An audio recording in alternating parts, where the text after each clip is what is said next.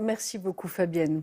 C'est l'histoire à présent de l'homme qui plantait des arbres. Pour reprendre le titre du livre de Jean Giono, en Mayenne, un éleveur a décidé de changer sa pratique en plantant dans ses braies 1000 arbres. C'est ce que l'on appelle l'agroforesterie, une action qui prépare l'agriculture au changement climatique. Toute la famille est engagée dans ce grand projet.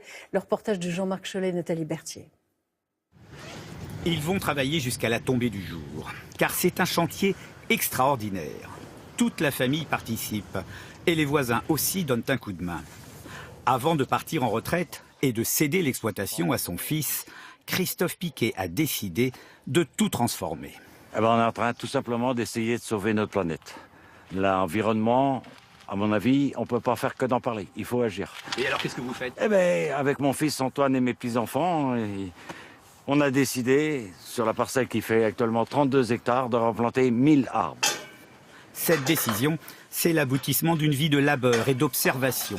Christophe Piquet est éleveur de vaches à viande, des rouges des prés. Il passe en bio il y a 8 ans. Dès les beaux jours, les vaches seront au pré. C'est pour leur bien-être, pour lutter contre la chaleur, qu'il a choisi de planter plusieurs rangées d'arbres au milieu des prairies et des cultures. Un changement mûri avec son fils Antoine. On tasse. Tout le monde tasse là avec les petits pieds. Les arbres sont mis de façon à ce que ça fasse l'ombre le matin, l'après-midi, ça va faire une ombre qui va tourner. Donc évidemment, on ne va pas avoir l'effet tout de suite. Il faut qu'il y ait une certaine envergure au niveau des plants pour que ça fasse effet. L'effet, le bénéfice, il sera dans 20 ans, 30 ans, 40 ans. C'est du frêne. Ah bon? À quoi tu le reconnais? Parce qu'il est dur et il est vert à l'intérieur. Les arbres vont apporter de la fraîcheur, réguler l'eau, fertiliser les sols, toute fonction que les agriculteurs avaient oubliée. L'exploitation, elle est depuis mon arrière-grand-père, mon grand-père, mon père. On a tous participé à arracher un peu d'arbres, déforester, aligner les parcelles. Et puis on était vraiment à la disposition du machinisme, si vous voulez. C'est les moissonneuses qui nous disaient comment fallait faire. On commence à se rendre compte par nous-mêmes qu'il est temps d'avoir un retour en arrière.